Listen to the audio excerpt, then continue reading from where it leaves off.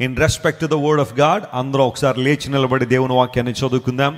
అందరూ కూడా లేచి నిలబడండి, మీ గ్రంథాలు మీ చేత పట్టుకోండి. 106వ కీర్తన తెరవండి. అందరూ కూడా బైబిల్ గ్రంథాన్ని తెరిచి 106వ కీర్తన 4-5 వచనాలు అందరం కలిసి చదువుకుందాం. Psalm 106 verses 4 and 5. Let us all read together for the glory of God. యెహోవా, నీవు ఏర్పరచుకొనిన వారి క్షేమము నేను చూచుచు, నీ జనులకు కలుగు సంతోషమును బట్టి నేను సంతోషించుచు, నీ స్వాస్థ్యమైన వారితో కూడి కొనియాడునట్లు నీ ప్రజల యందు నీకున్న దయ చొప్పున నన్ను జ్ఞాపకమునకు తెచ్చుకొనుము. దేవుడి పరిశుద్ధ వాక్య భాగమును దీవించునుగాక. దయచేసి కూర్చునండి. మీలో ఎంతమంది రోజు బైబిల్ చదువుతున్నారనే ప్రశ్న వేస్తే ఎంతమంది చేతులు ఎత్తుతారో నాకైతే తెలియదు, కానీ చాలామంది దేవుని వాక్యాన్ని చదివే వాళ్ళు ఉన్నారు. కొంతమంది దేవుని వాక్యాన్ని నిర్లక్ష్య పెట్టే వాళ్ళు కూడా ఉన్నారు. శరీరానికి రోజు ఆహారం ఎలా పెడుతున్నామో మన లోపల ఉన్న ఆత్మకు రోజు ఆహారము దేవుని వాక్యం, జీవాహారము దేవుని వాక్యం. వాక్యాన్ని నువ్వు ఎంతగా పఠిస్తావో, దేవుని వాక్యాన్ని ఎంతగా ధ్యానం చేస్తావో అంతగా నువ్వు ఆత్మలో అభివృద్ధి పొందుతావు. యేసు ప్రభు వారి లోకంలో ఉన్న కాలంలో ఆయన ఒకసారి ఇలాగే చాలామందితో మాట్లాడుతుంటే ఒక స్త్రీ లేచి నిలబడి గట్టిగా కేకలు వేస్తుంది. ఏంటి ఆ కేకలు అని పరిశీలన చేస్తే ఆమె ఇలా అంటుంది, యేసు ప్రభువా, నిన్ను కనిన గర్భము ధన్యమైనది అని కేకలు వేసింది. Lord blessed is the womb that bore you. నిన్నెవరైతే కన్నారో నిన్ను మోసిన గర్భము చాలా ధన్యమైంది ప్రభువా. అంటే మరియమ్మ గారిని ఆమె పొగుడుతూ లేదా అభినందిస్తూ ఆమె ధన్యురాలని చెబుతూ మరియమ్మ గారు యేసు ప్రభువుని మోసింది కాబట్టి ఆమె చాలా గొప్పది అని కేకలు వేస్తుంది. యేసు ప్రభు వారు ఆయన ఒక మాట చెప్పారు, అమ్మా నువ్వు చెప్పిన మాటకు నేను ఏకీవిస్తున్నాను, అందులో పొరపాటు ఏం లేదు, నువ్వు మాట్లాడిన దానిలో పొరపాటు ఏం లేదు. అవును కానీ, అవును అని చెప్పి గాని అనే ఆ మాట మాట్లాడి ప్రభువారు ఇంకో మాట చెప్పారు. అదేనంటే, ఎవరైతే నా వాక్యమును విని దాన్ని గైకుంటారో వారు నన్ను భౌతికంగా కనిన గర్భము కన్నా వారు గొప్పవారు అన్నాడు. Praise the lord. అంటే దేవుని దృష్టిలో ఎవరు గొప్పవారు, ఎవరు విలువైన వారంటే వాక్యాన్ని విని ఆ వాక్యమును ఏం చేయాలట? గైకొనాలి. గైకొనుట అంటే వాక్య ప్రకారం జీవించుట. చాలాసార్లు దేవుని వాక్యం మనం వింటున్నాం, అది చాలా మంచిదే, కానీ ఎన్ని వాక్యాలు మన జీవితాల్లో అన్వయించుకుంటున్నాం అనేది పరిశీలన చేయాలి. కోపం మానము, ఆగ్రహం విడిచిపెట్టు అని బైబిల్ చెప్పినప్పుడు ఆ వాక్యం నీకు విన్నప్పుడు మానతన్నావా కోపాన్ని?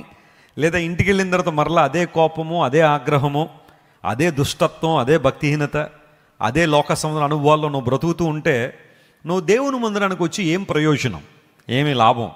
ఇక్కడ ఏదైనా ఒక విషయాన్ని నువ్వు నేర్చుకోకపోతే, ఏదైనా ఒక విషయాన్ని ఆచరణలో పెట్టకపోతే, పరిశుద్ధాత్మ దేవుని యొక్క సహాయాన్ని కోరుకుని ప్రభువా నేను నీ కోసం ఇలా బ్రతకాలని ఆశిస్తున్నాను, నిర్ణయించుకుంటున్నాను నీ కోసం జీవించాలని, నీవు నాకు సహాయం చేయ ప్రభువా అని దేవుని మీద ఆధారపడి ఆయన కోసం జీవించగలిగితే అప్పుడు కదా దేవుని ఆశీర్వాదాలు మనం చూసేది. దేవుని వాక్యాన్ని వినడం ఎంత ప్రాముఖ్యమో వాక్యాన్ని గైకొనడం కూడా అంతే ప్రాముఖ్యం. 106వ కీర్తన దావీదు భక్తుని ద్వారా రచించబడిన కీర్తన. కీర్తనలో ఎన్ని కీర్తనలు కనబడతాయి మనకి? కీర్తన గ్రంథంలో 150 కీర్తనలు.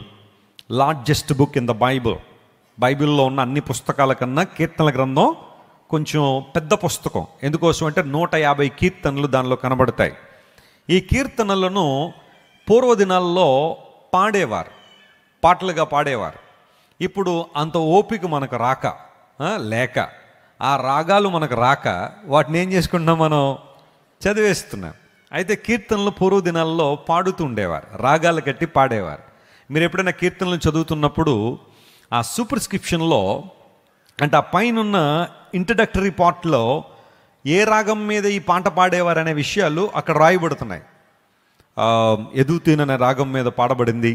ఇలా కొన్ని రాగాల పేర్లు కీర్తన గ్రంథంలో మనం చూస్తూ ఉంటాం. ఆ రాగాల్లో ఈ పాటలు పాడుతుండేవారు, దేవుని స్తుతించేవారు. దేవుని స్తుతించడం అనేది మానవ జీవితంలో చాలా ప్రాముఖ్యమైన అంశం. కొంతమంది ఈ రోజుల్లో దేవుడు లేడని వాదించేవాళ్ళు నువ్వు దేవుణ్ణి స్తుతించడం అనేది అర్థం లేని పని, దేవుడే లేనప్పుడు ఇంకా ఆయన స్తుతించడం ఏంటి? ఈ లోకంలో నీ జీవితానికి నీవే సృష్టికర్తవు. You can create your life, you can create your future. నువ్వు జంతువులోంచి వచ్చావు కాబట్టి, లేదంటే అకస్మాత్తుగా ఈ భూమి మీదకి వచ్చావు కాబట్టి అంతా కూడా దేవునికి మహిమ రావాల్సిన అవసరం లేదు. నీ భవిష్యత్తు నువ్వే క్రియేట్ చేసుకోవచ్చు. నీకు ఇష్టానుసారంగా నువ్వు బ్రతికే, నీకు అలా తోస్తే అలా జీవించాయని దేవుణ్ణి ప్రక్కన పెట్టడం ద్వారా ఇష్టానుసారంగా జీవించాలనే ఆలోచన చాలా మందిలో కనబడుతుంది. అయితే క్రైస్తవ జీవితం దేవునితో పెనవేయబడిన జీవితం. మనం దేవునితో పెనవేయబడ్డాం, ఆయనలో మనం జీవిస్తున్నాం. పౌలు భక్తుడు అన్నట్టుగా మనందరం క్రీస్తు ప్రభులో ఉనికి కలిగి ఉన్నాం. We have our existence in Jesus. క్రీస్తు ప్రభులో మనకు ఉనికి ఉంది కాబట్టి మనకు ఉనికినిచ్చిన దేవుణ్ణి మనస్ఫూర్తిగా మనం స్తుతించాలి, ఆయన ఆరాధించాలి. కీర్తనల గ్రంథం ప్రభువుని ఆరాధించడం అంటే ఏంటో నేర్పిస్తుంది. జాగ్రత్తగా ఒక్కొక్క మాట చదువుతుంటే మన జీవితానికి ఆ మాటలు అన్వయించుకోవచ్చు. ఫర్ ఎగ్జాంపుల్, నా ప్రాణమా యెహోవాను సన్నుతించుము, ఆయన చేసిన ఉపకారముల్లో దేనిని మరువొద్దు అని భక్తుడు అన్నట్టుగా మనం కూడా దేవుణ్ణి మరిచిపోకుండా, ఆయన చేసిన కార్యములను మర్చిపోకుండా కృతజ్ఞత కనుక చెల్లిస్తే ఖచ్చితంగా మన జీవితంలో దేవుని యొక్క ఆశీర్వాదాలు పొందుకుంటాం. ప్రపంచంలో చాలామంది ఎన్నో రీసెర్చ్లు చేస్తూ ఉంటారు, లేదా సర్వేలు కూడా చేస్తూ ఉంటారు. చాలామందిని అబ్జర్వ్ చేస్తూ ఉంటారు.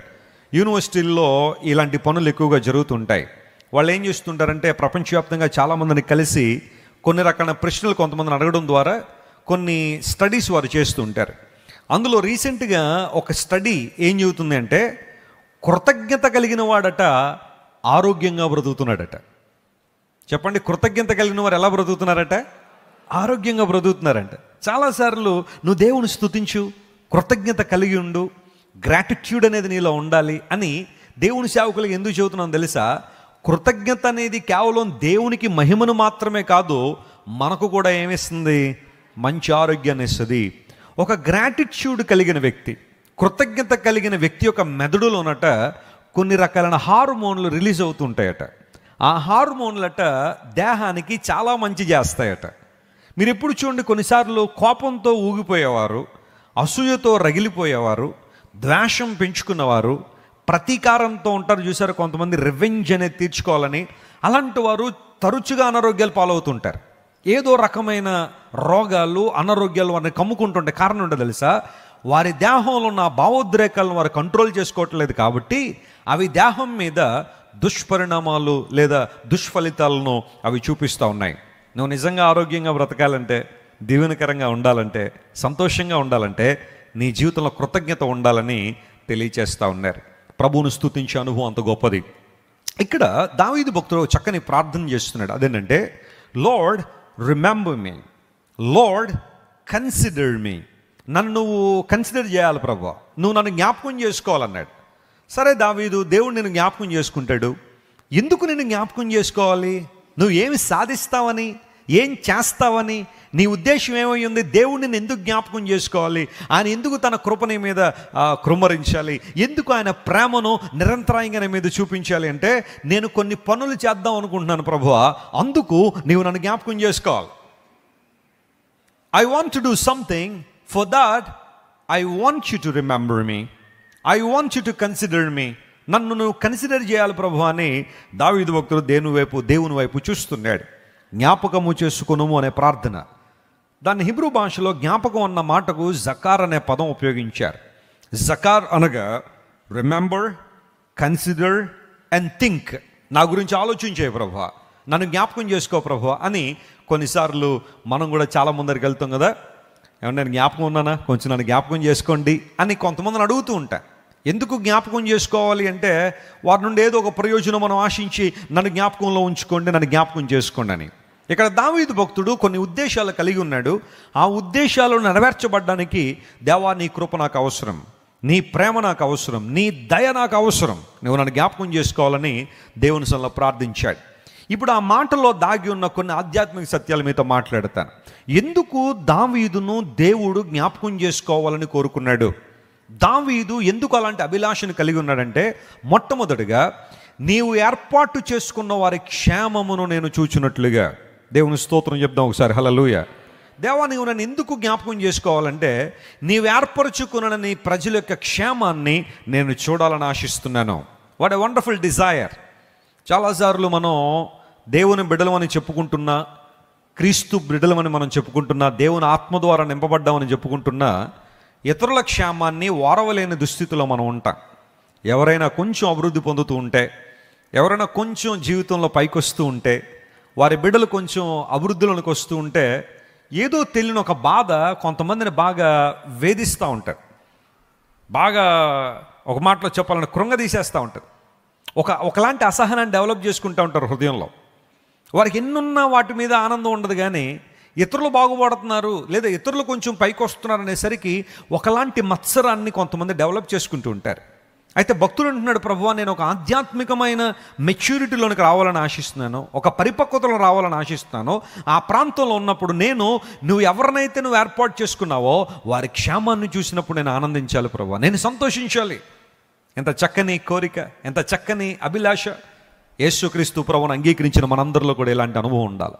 దేవుడు ఎవరినైనా దీవిస్తూ ఉంటే, ఆశీర్వదిస్తూ ఉంటే, ఏర్పరచబడిన దేవుని జనాంగం దీవెన పొందుతూ ఉంటే వారితో కలిసి మనం కూడా ఏం చేయాలి చెప్పండి?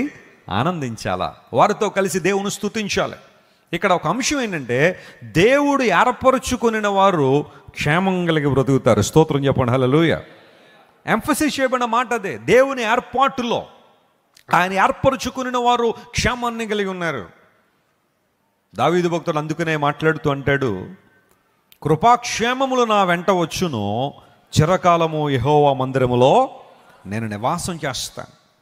23వ కీర్తన రాస్తూ అంటాడు, ప్రభువా కృపయు మరియు క్షేమము నా వెంట వస్తున్నాయి, అందును బట్టి నేను చిరకాలము నీ దగ్గరే ఉంటాను ప్రభువా, నీ దగ్గర నివాసం చేస్తాను.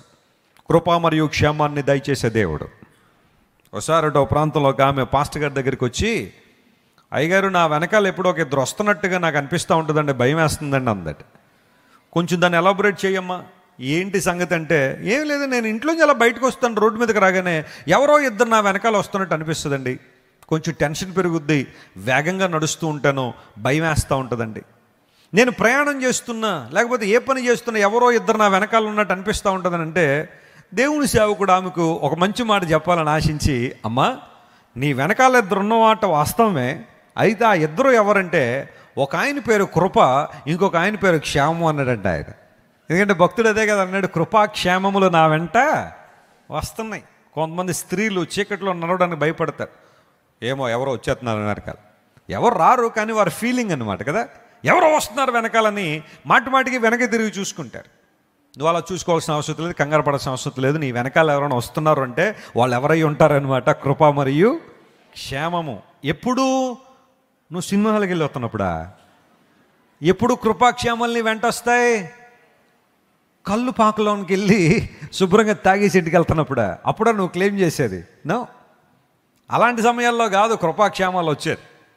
నువ్వు దేవుని కార్యాల్లో ముందుకు సాగిపోతున్నప్పుడు, దేవుని మహిమార్థమే జీవిస్తున్నప్పుడు, ఆయన చిత్తాన్ని నెరవేరుస్తున్నప్పుడు దేవుడు కృపయు మరియు క్షేమాన్ని నీ వెంట పంపిస్తున్నాడు.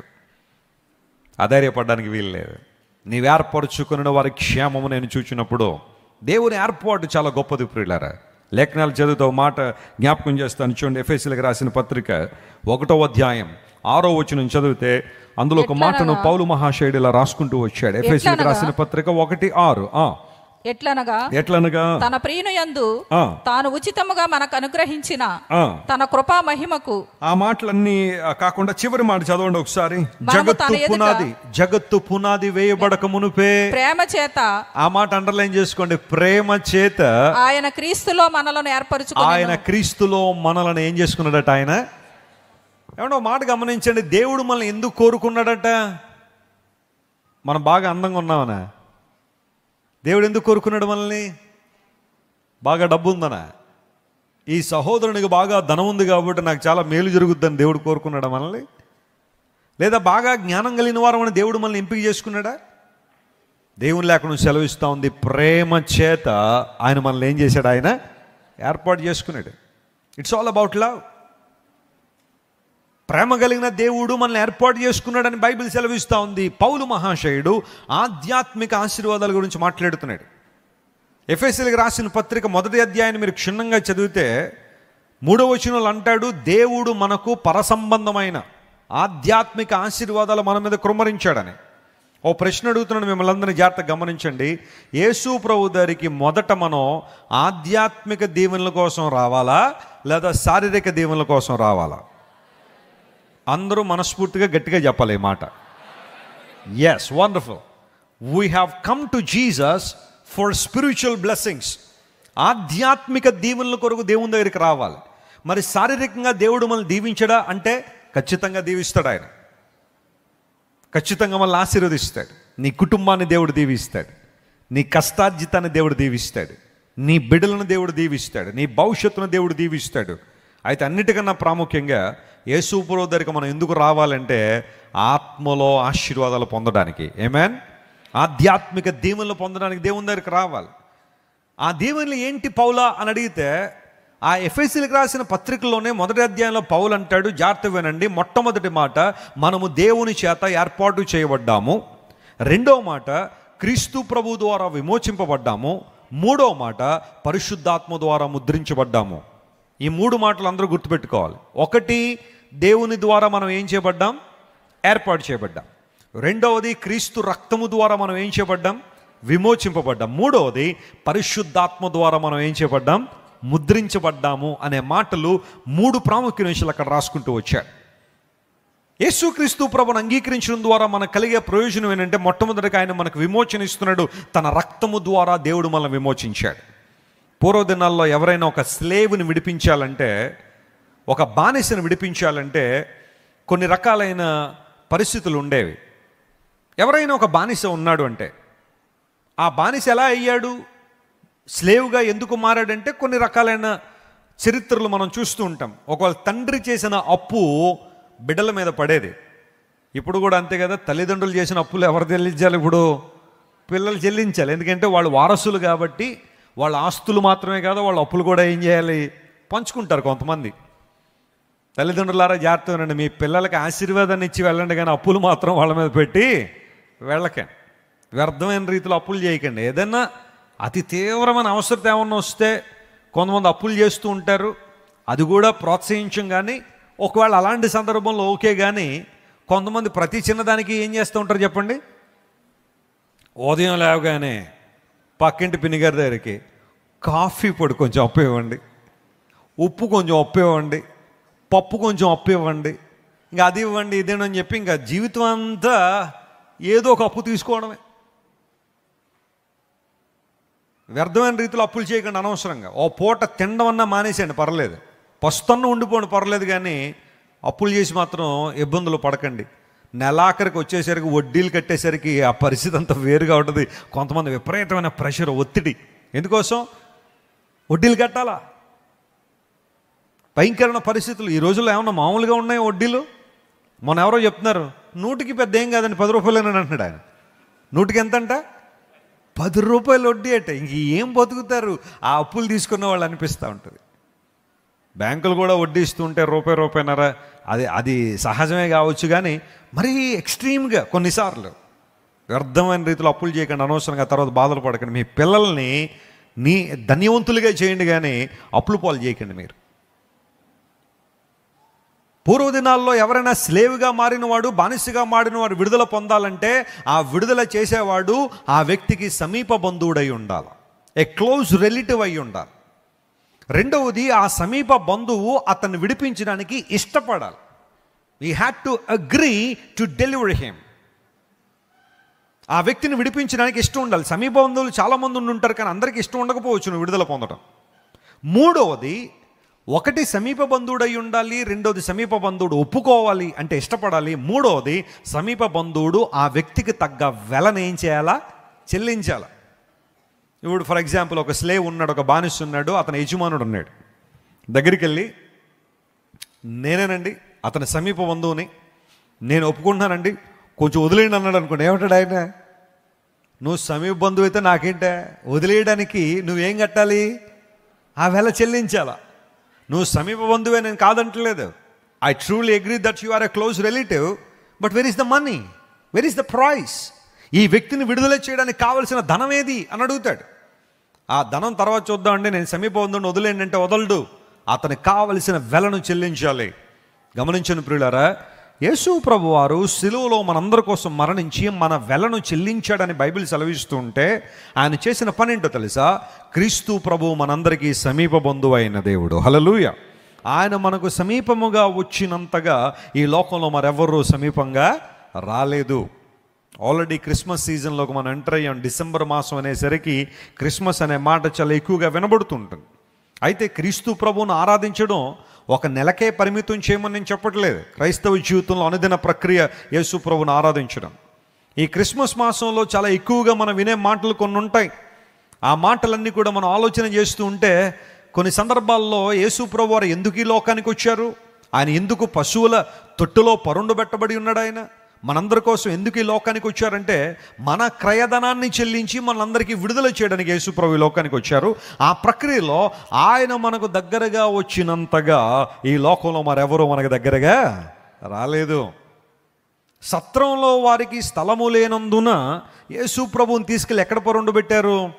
పశువుల తొట్టులో పరుండబెట్టారని లూకాసు వార్త 2వ అధ్యాయంలో 7వ వచనంలో ఆ మాట చూస్తాం కదా. మరియా యోసేపులు బెత్లెహేముకు వస్తారు. అక్కడ సత్రాల్లో స్థలం లేదట. అందును బట్టి మరియా యేసు ప్రభువుకు జన్మనిచ్చిన తర్వాత ఆయన బట్టికలు ఎక్కడ పెట్టింది? పశువుల తొట్టెలో పెట్టింది. యేసు ప్రభు పశువుల తొట్టెలో పరుండబెట్టబడి ఉన్నాడు. ఆయన పశుశాలలో జన్మించాడు అనే మాట డైరెక్ట్గా బైబిల్లో లేకపోయినా పశువుల తొట్టులో పరుండబెట్టబడ్డాడంటే పశువుల తొట్టు ఎక్కడ ఉంటుంది? బెడ్రూమ్లో ఉంటుందా? కొంతమంది ఈ రోజుల్లో ఇదేదో గొప్ప మర్మంలాగా, ఇంకా బైబిల్ గ్రంథంలో ఇంకా ఇంకా ఇంకా ఆ మర్మాన్ని మించిన మర్మం లేదన్నట్టుగా ఎవరు చెప్పారు యేసుప్రభు పశువుల శాలలో పుట్టాడని అని ప్రశ్నించే వాళ్ళు కొంతమంది ఉన్నారు. యేసుప్రభు పశువుల శాలలో పుట్టలేదు అన్నువంటే జాగ్రత్తగా గమనించాను, దానికి రెఫరెన్స్ అన్నా చూపించాలిగా బైబిల్లో. పశువుల తొట్టి ఎక్కడ ఉంటుంది? పశువుల శాలలో ఉంటుంది. ఇప్పుడు మన ఇల్లు ఉందండి, బెడ్ ఎక్కడ ఉంటుంది? బెడ్రూమ్లో ఉంటుంది. బాత్రూంలో ఉంటుందా? బాత్రూంలో ఉండదు. బెడ్రూమ్లో బెడ్ ఉంటుంది. పశువుల తొట్టి ఎక్కడ ఉంటుంది? పశువుల శాలలోనే ఉంటుంది.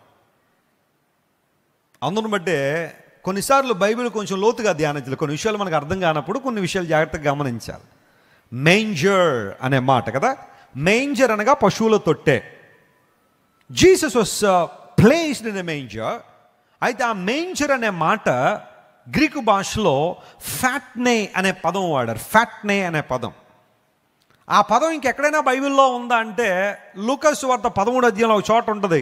అదేంటంటే ఎవరికైనా మీకు ఎద్దైనా గాడిదైనా కనుక ఉంటే గాడి యొద్ద నుండి దాన్ని విప్పి తీసుకెళ్ళి దానికి నీళ్లు పెట్టరా విశ్రాంతి దినానా అని యేసుప్రభు ప్రశ్నించారు. ఆ గాడి యొద్ద అనే మాట అక్కడ కూడా అదే పదం వాడారు, ఫ్యాట్నే అనే పదం వాడారు. అంటే ఆ గాడి యొద్ద అంటే పశువులు కట్టే స్థలం అని అర్థం. అది పశువులు ఉంచే స్థలం. ఇప్పుడు పశువులు ఉంచే స్థలాన్ని ఏమంటారు చెప్పండి? చెప్పండి. పశువులు పాక అంటారు. అందులో పెద్ద రీసెర్చ్ ఏం కావాలా? పశువులు ఎప్పుడు కూడా వైట్ హౌస్లో ఉండవు కదా అమెరికాలో. పశువుల శాలలో పశువుల తొట్టులో యేసు ప్రభు జన్మించాడు. ఆయన అక్కడ ఉంచబడ్డాడు. మళ్ళీ జన్మించాడంటే పశువుల శాలలో ఎలా జన్మిస్తాడు? మరియమ్మ గారు జన్మనిచ్చిన తర్వాత తీసుకెళ్ళి ఎక్కడ పెట్టారు? అందుకని డైరెక్ట్గా పశువుల శాలలో కనరు కదా, పశువుల తొట్టెలో. యేసుక్రీస్తు ప్రభు పశువుల తొట్టెలో ఎందుకు పరుండబెట్టబడ్డాడంటే జాగ్రత్త వినండి, ఆయన అందరికీ అందుబాటులో ఉన్న దేవుడు. స్తోత్రం చెప్దాం, హల్లెలూయా. యేసు ప్రభు పుట్టిన తర్వాత మొట్టమొదటిగా ఆయన దర్శించుకున్నది ఎవరు? గొల్లలు అనకూడదు, బైబిల్ ఉందా మాట? గొర్రెల కాపరులు అనే మాట కదా. గొర్రెల కాపరులు అనే మాట వాడడం చాలా మంచిది. గొర్రెల కాపరులు వాళ్ళు యేసు ప్రభుని దర్శించడానికి వచ్చారు. ఇప్పుడు అడుగుతున్నాను, యేసు ప్రభు మనకి ఎంత దగ్గరగా వచ్చారు అంటే యేసు ప్రభు ఉంచబడిన పశువుల తొట్టెల్లో పరుండబెట్టబడిన యేసు ప్రభును చూడడానికి గొర్రెల కాపరులు వస్తున్నప్పుడు ఎవరైనా వారిని అడ్డగించారా? నువ్వు ఇక్కడికి రావడానికి వీలు లేదని ఎవరైనా అన్నారా? నీ కులమేంటో చెప్పు, ముందు నీ కులమేంటో తెలిస్తేనే లోపలికి రాణిస్తామని ఎవరైనా అన్నారా? పోనీ 150 రూపాయలు టికెట్ పెడుతున్నావు, ఆ టికెట్ రుసుము చెల్లిస్తేనే నువ్వు లోపలికి రావాలని ఎవరైనా అడిగారా? నీ జాతి ఏంటో చెప్పు, నీ కులం ఏంటో చెప్పు, నీ మతం ఏంటో చెప్పు. ఒకవేళ నువ్వు విఐపి టికెట్ ఏమైనా కొనగలవేమో చెప్పు, 500 రూపాయలు, అప్పుడే నువ్వు లోపలికి వస్తావని అన్నారా? పశువుల శాలలో పరుండబెట్టబడిన యేసయ్యను చూడడానికి టికెట్లు అవసరం లేదు. గట్టిగా చప్పట్లు కొట్టి దేవుని మహిమపరచండి. నా యేసయ్యను ఎవరైనా దర్శించుకోవచ్చు. ఆయన ఎవరైనా ఆరాధించవచ్చు. యేసుక్రీస్తు ప్రభు అందరికీ అందుబాటులో ఉన్న దేవుడు. ఆయన హీఈస్ యాక్సెసిబుల్ టు ఎవ్రీబడి. సమీపంగా వచ్చాడు. అందును బట్టే సమీప బంధువుడై ఉండాలి. ఒక వ్యక్తిని విడిపించాలంటే నా యేసయ్య నాకు సమీప బంధువు. ఇంకో మాటలో చెప్పాలంటే బంధువు కన్నా ఎక్కువ. హల్లెలూయా. ఓ పాట మనందరం పాడుతుంటాం కదా, నా బంధువు నీవే, నా మిత్రుడ నీవే, నా బంధుమిత్రుడ నీవే యేసయ్యా. నా బంధువు నీవే, నా మిత్రుడ నీవే, నా బంధుమిత్రుడ నీవే యేసయ్యా. అందరూ నన్ను విడిచినా నీవు నన్ను విడువనంటివే. అందరూ నన్ను విడిచినా నీవు నన్ను విడువనంటివే. నా తల్లియు నీవే, నా తండ్రియు నీవే, నా తల్లి తండ్రి నీవే యేసయ్యా. నా తల్లియు నీవే, నా తండ్రియు నీవే, నా తల్లి తండ్రి నీవే యేసయ్యా. నా తోడుయు నీవే, నా నీడయు నీవే, నా తోడు నీడ నీవే యేసయ్యా. నా బంధువు నీవే, నా మిత్రుడ నీవే, నా బంధుమిత్రుడ నీవే యేసయ్యా. నా సమీప బంధువు నా యేసయ్య. నా కోసం ఈ లోకాన్ని దిగి వచ్చి నాకు సమీపంగా వచ్చాడు. అంత మాత్రం కాకుండా నా కొరకు క్రయధనాన్ని చెల్లించడానికి ఆయన ఏం చేశాడు చెప్పండి? ఒప్పుకున్నాడు. ఆయన మనుష్య కుమారుడు పరిచర్య చేయించుకోవడానికి రాలేదు, కానీ పరిచారం చేయుటకును అనేకులకు ప్రతిగా విమోచన క్రయధనాన్ని చెల్లించడానికి వచ్చాడు. హి హ్యాడ్ అ డిజైర్. ఆయన మరణించడానికి ముందే ఆ మాట చెప్పేశారు. ఆయన నేను వచ్చిందే అనేకుల కొరకు క్రయధనాన్ని చెల్లించడానికి వచ్చాను. I have come to pay the penalty for all my people in order to deliver them from their bondage. వారి బంధకాలలోంచి, పాపాంధకారములో నుండి, అపరాధములలో నుండి, దోషములలో నుండి, శాపగ్రస్తమైన అనుభవాల్లోంచి విడుదల చేయడానికి ఈ లోకానికి వచ్చాను. ఒక వ్యక్తి యేసు ప్రభువును అంగీకరిస్తున్నాడంటే ప్రతి విధమైన శాపము నుండి విడుదల పొందుతున్నాడు. హల్లెలూయా. ప్రతి దోషము నుండి ఏం పొందుతున్నాడు? విడుదల పొందుతుంది. The moment when you invite Jesus in your life, all the curses have been broken. ప్రతి శాపము, ప్రతి దోషాన్ని ప్రభు తుడిచివేశాడు. మనం ఏర్పాటు చేయబడ్డాం. అందును బట్టే క్రీస్తు ప్రభు రక్తం ద్వారా విమోచించబడ్డాము. ఆ తదుపరి పరిశుద్ధాత్మ ద్వారా ముద్రించబడ్డాం. విమోచన దినం వరకు, until the day of redemption you are sealed by the holy spirit God. పరిశుద్ధాత్మ దేవుడు నిన్ను నన్ను ముద్రించాడు. ఆయన కొరకు మనందరం సిద్ధపడినట్లుగా ఏర్పాటు చేసుకున్న దేవుడు ప్రేమ చేత ఏర్పాటు చేసుకున్నాడు. Out of his love he had chosen us. భక్తులు అంటున్నాడు, ప్రభువా అలా ఏర్పరచబడిన వారు ఎవరైతే ఉన్నారో వారి క్షేమాన్ని చూసినప్పుడు నేను ఆనందిస్తున్నాను. వారిని చూడాలని ఆశపడుతున్నాను. క్రీస్తు ప్రభువు ఏర్పాటు చేసుకున్న ఏర్పాటు ఎంత గొప్పది. ఎంతమంది నమ్ముతున్నారు దేవుడు మనల్ని ఏర్పాటు చేసుకున్నాడని? ఆమేన్. ఆయన ఏర్పాటులో ఉన్నాం కాబట్టి ఇప్పుడు ఎక్కడున్నాం మనం? దేవుని సన్నిధిలో. లేకపోతే ఎక్కడ తిరిగేవాళ్ళం మనం? కొంతమంది అయితే ఖచ్చితంగా చెప్పగలరు కదా, వెస్లన్న దేవుడు నన్ను పట్టుకున్నాడు కాబట్టి ఇప్పుడు ఇక్కడ ఉన్నాను, కానీ లేకపోతే ఎక్కడ ఉండేవాడిని? మామాట ఏం లేదు, చెప్పండి పర్లేదు. సినిమా హాల్లో కదా. కొంతమంది ఆదివారం రాగానే 2-3 సినిమాలన్నా చూసేయాలనే సంకల్పంతో చాలా గట్టిగా పనిచేస్తారు వాళ్ళు. లేదా ఈరోజు ఎక్కడ ఉండాలి?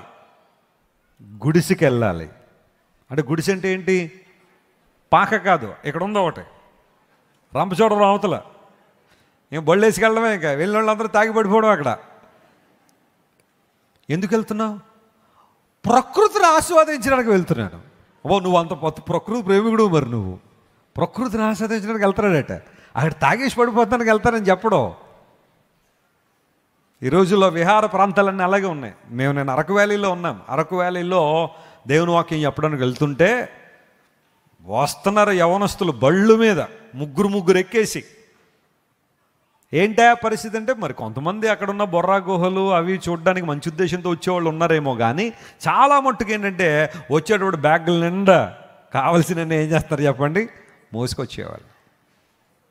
ప్రభువు మనలను పిలిచాడు కాబట్టి, ఆయన మనల్ని ఏర్పాటు చేసుకున్నారు కాబట్టి దేవుని సన్నిధిలో ఆయన ఆరాధించడానికి ఇప్పుడు మనం లేకపోతే మనం ఉండే స్థలాలేంటి?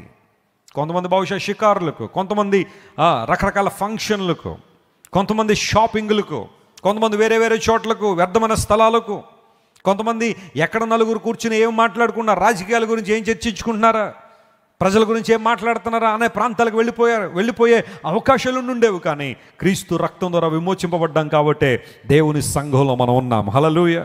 ఆయన ఆరాధించడానికి, దేవుని స్తుతించడానికి, ఆయన ముఖ దర్శనం చేయడానికి మనందరం దేవుని సన్నిధికి వచ్చాం. ఏర్పరచుకున్న వారు దేవుడు ప్రేమ ద్వారా మనల్ని ఏర్పాటు చేసుకున్నాడు.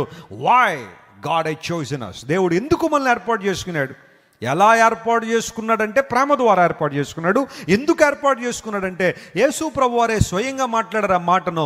ఆ మాట కూడా మీకు జ్ఞాపకం చేస్తాను. చూడండి, యోహాను సువార్త 15వ అధ్యాయం దగ్గరికి వస్తే అందులో రాయబడిన మాటను ఒక్కటి మనం జ్ఞాపకం చేద్దాం. అందరూ కూడా యోహాను సువార్త 15వ అధ్యాయము ఈసారి చూడండి, 16వ వచనం చదువుతున్నాను. 15:16. మీరు నన్ను ఏర్పరచుకొనలేదు గాని మీరు నా పేరట తండ్రిని ఏమి అడుగుదురో, చూడండి, మీరు నా పేరున తండ్రిని ఏమి అడుగుతారో అది ఆయన మీకు అనుగ్రహించినట్లు, అవి ఆయన మీకు అనుగ్రహించినట్లుగా మీరు వెళ్ళి ఫలించుటకును. ఆ మాట అండర్లైన్ చేసుకోండి. మీరు వెళ్ళి ఫలించుటకును ఏం చేయాలట? మనందరం ఫలించాలట.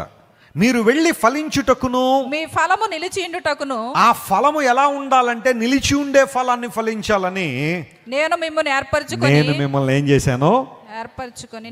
ఎంత చక్కని మాట అండి యేసయ్య పలికారు. ఆయన మిమ్మల్ని ఏర్పాటు చేయడంలో నాకు ఒక ఉద్దేశం ఉంది, మిమ్మల్ని పిలుచుకోవడంలో నాకు ఉద్దేశం ఉంది. మీరు నా ప్రజలుగా, నా స్వకీయ జనాంగంగా, నా సొత్తైన ప్రజలుగా ఉండడానికి ఒక ఉద్దేశం ఉంది. అదేనంటే మీరందరూ వెళ్ళి ఏం ఫలించాలా? ఫలము ఫలించాలి.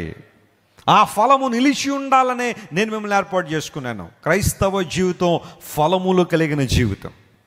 ఫలములు లేని జీవితం దేవునికి మహిమ రాదు. ఒక చెట్టు, మనం ఒక మొక్కను నాటిన తర్వాత చెప్పండి అది ఏమవుతుంది? చెట్టు అవుతుంది. నేను చెట్టు నాటానంటే చెట్టు ఎవరు నాటరు, ముందు ఏమి నాడతారు? మొక్క నాడతారు. అదేమైద్ది? చెట్టు అవుతుంది.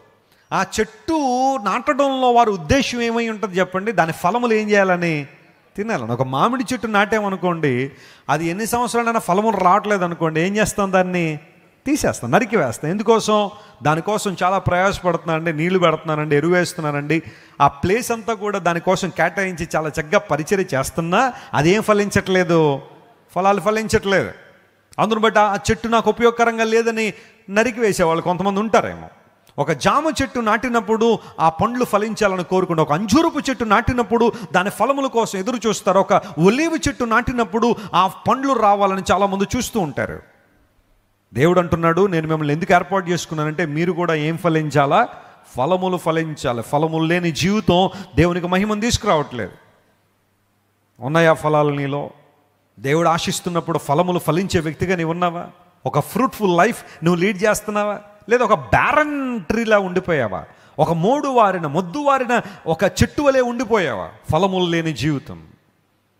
పరిశుద్ధాత్మ దేవునితో సహవాసం మనం చేయగలిగితే, ఆత్మదేవునితో మనం సహవాసం చేస్తున్నప్పుడు ఆత్మఫలాన్ని ఫలిస్తామని బైబిల్లో రాయబడింది. ఆత్మఫలాన్ని ఫలించినప్పుడే మన ద్వారా దేవునికి ఏముంది చెప్పండి? మహిమ, ఘనత, ప్రభావాలు. ఆత్మఫలంలో మొట్టమొదటి ఫలం ఏమి రాయబడింది చెప్పండి? గలతీ 5:22 మాట మనకు తెలుసు కదా. ఆత్మఫలం ఏదనగా మొట్టమొదటిగా ప్రేమ. అసలు స్టార్టింగే ప్రేమ. ప్రేమ లేకపోతే అసలు నీ ఫలాల్లో ప్రారంభమే లేదన్నమాట. క్రైస్తవ జీవితంలో ప్రేమ చాలా ప్రాముఖ్యమైనది. లోక ప్రేమ గురించి నేను మాట్లాడడంలా, దేవుని ప్రేమించడం, దేవుని బిడ్డల్ని ప్రేమించడం, నిన్ను వల్ల నీ పొరుగు వారిని ప్రేమించు, ఆ ప్రేమ చాలా చాలా ప్రాముఖ్యమైనది. అలాంటి ప్రేమను మనం కలిగి ఉన్నామా? లేదా ప్రతీకారేచ్ఛతో ఉన్నామా? కోపంతో ఉన్నాం, మత్సరంతో ఉన్నాం? ఆలోచించేయండి. విజయవాడ పట్టణంలో ఒక సర్కిల్ ఇన్స్పెక్టర్ ఒక ఆయన ఉండేవాడు. యేసుప్రభు అంటే అస్సలు పడదు. పెళ్ళై కొంతకాలం అయింది కానీ పిల్లలు లేరు. భార్య ఎవరో సువార్త చెప్తే విన్నది. మొట్టమొదటిగా పిల్లలు లేరు అనే అంశం మీద ప్రభు దగ్గరికి వచ్చింది. అయితే వచ్చిన తర్వాత యేసుప్రభు దైవత్వాన్ని గుర్తించి యేసయ్యను అంగీకరించింది. దేవునిలో కొనసాగుతుంది. భర్తకి ఆ విషయం ఇష్టం కాలేదు. యేసుక్రీస్తు ప్రభువును ద్వేషించే ఆ వ్యక్తి ఆమెను ఆటంకపరచడం ప్రారంభించాడు. అయితే ఆమె పట్టుదలగా దేవుణ్ణి గట్టిగా పట్టుకోవాలని, ఆయన జీవాధిపతి, రక్షణకర్త, సృష్టికర్త అనే దేవుడు, ఆయన అద్భుతాలు చేసే దేవుడు, ఆయన వైపు చూస్తానని చెప్పి ఆమె దేవుని మందిరానికి రావడం ప్రారంభించింది. భర్తకు అది ఇష్టం లేదు. ఆ సందర్భంలో ఒక రోజున ఆదివారం భార్యకు వార్నింగ్ ఇచ్చాడు, నువ్వు ఈరోజు దేవుని మందిరానికి వెళ్ళడం నాకు ఇష్టం లేదు, వెళ్ళొద్దని. సరే, అతను వెళ్ళిపోయాడు. వెళ్ళిపోయిన తర్వాత ఈ లోపల ఆమె దేవుని మందిరానికి వచ్చేసింది. ఈయన మళ్ళీ ఇంటికి వచ్చాడు. వచ్చేసరికి భార్య ఇంట్లో లేదు. వెంటనే దేవుని మందిరానికి వెళ్ళిందని గుర్తించాడు. ఇంటికి రాగానే ఆమె మీద విరుచుకుపడ్డాడు. ఒక పోలీస్ ఆఫీసర్ కదా, తనకు ఒక స్టీల్ బెల్ట్ ఒకటి ఉండేది. ఆ బెల్ట్ తీశాడు, భార్యను కొట్టడం ప్రారంభించాడు. ఎంత ద్వేషం అంటే యేసుప్రభు అంటే, ఆ ద్వేషం అంతా కూడా భార్య మీద చూపించాడు. సుకుమారంగా ఉన్న తన భార్యను ఆ స్టీల్ బెల్ట్తో కొడుతూ ఉంటే శరీరం అంతా తెగిపోయింది, ఎక్కడికక్కడ దెబ్బలు, రక్తం చిమ్మేస్తుంది. అయినా ఆమె పల్లెత్తు మాట కూడా అనలేదు. భర్త అంత భయంకరంగా ఇబ్బంది పెడుతున్నా అలా భరించింది, సహించింది. ఒక మూలకు తోసేశాడు, తలుపులు తాళం పెట్టాడు. ఎవడొచ్చి నిన్ను రక్షిస్తాడో చూస్తాను, ఇప్పుడు దేవుడు దేవుడు అంటున్నావుగా, ఎవరు కాపాడతారో చూస్తాను నిన్నని ఇల్లు ఆ తాళం వేసి తన బుల్లెట్ మీద వెళ్ళిపోతున్నాడు. వెళ్తుండగా విజయవాడ రోడ్లో ఒక చోటకు వచ్చేసరికి అప్పుడే డివైడర్లు కొత్తగా వేస్తున్న కాలం అది. ఒక డివైడర్ని ఢీకొన్నాడు. బాగా స్పీడ్ మీద వచ్చి ఒక కర్వ్ ఆ తిప్పేసరికి ఆ బైక్ స్కిడ్ అయిపోయింది. వెంటనే పడిపోయాడు. ఆ బైక్ వెళ్ళి డివైడర్ని కొట్టేసరికి తుక్కైపోయింది. ఈ వ్యక్తి కూడా తగులుకుని తలకాయ బద్దలైపోయి చచ్చిపోవాలి, కానీ ఇటువైపు పడ్డాడు. ఇన్స్పెక్టర్ గారు పడిపోయారని చెప్పి అందరూ వచ్చి గవ్వ పైకి లేవనెత్తారు. శరీరం అంతా కొట్టుకుపోయింది, రక్తం కారుతుంది. హాస్పిటల్ తీసుకెళ్లారు. ఆటోలో తీసుకొచ్చారు ఇంటికి. అందరిని వెళ్ళిపోమన్నాడు. ఈ వ్యక్తి ఆ కట్లు కట్టబడి ఆ దెబ్బలతో కాంపౌండ్లోకి వచ్చాడు. ఇతని మనసులో ఒక ఆలోచన వస్తుంది. అదేంటో తెలుసా, నా భార్యను ఇంత భయంకరంగా కొట్టాను కదా నేను, ఆమె వాళ్ళ దేవుడికి ప్రార్థన చేసి ఉంటుంది. ప్రభువా, మా వాడు బయటికి వెళ్ళండి అన్న, మళ్ళీ తిరిగి రాకూడదు నాయన, నన్నా హింసించేది ప్రభువా, ఇంత భయంకరంగా కొట్టేశాడు, అందును బట్టి నువ్వు గట్టిగా శిక్షించే ప్రభువా, నీ దాసురాల్ని భయంకరంగా హింస పెట్టాడు, శిక్షించే ప్రభు అని ప్రార్థన చేసి ఉంటుంది. అందును బట్టి వాళ్ళ దేవుడు నాకు ఈ యాక్సిడెంట్ అయ్యేలాగా చేశాడు ఆయన. యూజువల్గా చాలామంది ఆలోచన చేసే విధానం అది. మెయిన్ డోర్గా వెళ్దాం అనుకున్నవాడు ఒక్కసారి నిజంగా ఏమి ఇదే ప్రార్థన చేసిందా, ఇంకేమన్నా చేస్తుందా అని చెప్పి ఆ ప్రక్కకు వచ్చి కిటికీ తలుపు తెరిచి చూశాడు. రక్తపు ముద్దలో ఉంది, దెబ్బలన్నీ తగిలేసి ఎవరు కాపాడడానికి లేరు లోపల. ఆ ఇల్లాలు మూలుగుతూ ఈ ప్రార్థన చేస్తుంది. ఏమన్నా తెలుసా, ప్రభువా, నా భర్తకి నీ ప్రేమ ఏంటో తెలియదు నాయన, నీ గొప్పతనం అతనికి తెలియదు, ఒకవేళ తెలుసుంటే నేను ఇలా కొట్టుండేవాడు కాదు, నీ మాధుర్యం ఆయనకు అర్థం కాక, నీ ప్రేమ యొక్క మహత్యం ఆయనకి తెలియక నన్ను ఇలా కొట్టాడు. నా భర్త బయటకు వెళ్ళాడు ప్రభువా, కాపాడండి అయ్యా, అతను రక్షించండి ప్రభువా, రక్షణ పొందడానికి అవకాశం ఇవ్వండి ప్రభువా అని ఆ ఇల్లాలు ప్రార్థన చేస్తుంటే ఇతడు అనుకున్నది వేరు. ఆమె ఇలా ప్రార్థన చేసి ఉంటుంది కాబట్టే నాకు ఇలా తగిలిందని అనుకున్న ఆ వ్యక్తి అతడి ఎక్స్పెక్టేషన్కి వ్యతిరేకంగా ఏమో ప్రార్థన చేయడం చూసి కళ్ళలో నీళ్ళు కారిపోతున్నాయి. అతనికి తెలియకుండా నీళ్ళు వచ్చేస్తున్నాయి. చాలా కఠినుడు, కర్కశమైన హృదయాన్ని కలిగిన వాడు ఒక వెన్న కరిగిపోయినట్టుగా కరిగిపోయాడు. కళ్ళం నీళ్ళు వచ్చేస్తున్నాయి, ఆపుకోలేకపోతున్నాడు దుఃఖాన్ని. ఎంత మంచి హృదయం కలిగిన నా భార్యను నేను ఎంతగా భయంకరంగా కొట్టాను, ఇన్ని దెబ్బలు తిని కూడా నా క్షేమం కోసం ప్రార్థన చేస్తుంది ఏమే, ఇన్ని దెబ్బలు తిని కూడా నా భద్రత కోసం, నా సంక్షేమం కోసం ప్రార్థన చేస్తుంది ఏమే. ఇది నిజంగా దేవుని ప్రేమ కానీ మనిషి ప్రేమ కాదు. ఆమె స్థానంలో మరెవరైనా కనుక ఉండుంటే ఇప్పటికి చాలా భయంకరమైన పనులు జరిగేవి. ఇలాంటి ఆమెను కొట్టినందుకు నేను చాలా బాధపడుతున్నాను చెప్పి గబగబా తలుపు తెరిచి వెళ్ళి ఆమె పాదాల మీద పడిపోయాడు, నన్ను క్షమించాను, ఫర్గివ్ మీ. ఆమె గంటల బహుశా ఆయనకు ప్రసంగం చెప్పలేదు, గంటల సందేశాలు ఇవ్వలేదు, కానీ a small act of love, ప్రేమతో చేసిన చిన్న ప్రార్థన కరడుగట్టిన ఆ వ్యక్తిని ప్రభు దగ్గర తీసుకొచ్చేసింది. ఆ మరుసటి ఆదివారం భార్య కంటే ముందుగా వచ్చి కూర్చున్నాడు దేవుని మందిరంలో. ఎందుకంటే యేసయ్య ప్రేమ ఎంత గొప్పదో ఆయనకు అర్థమైంది కావు.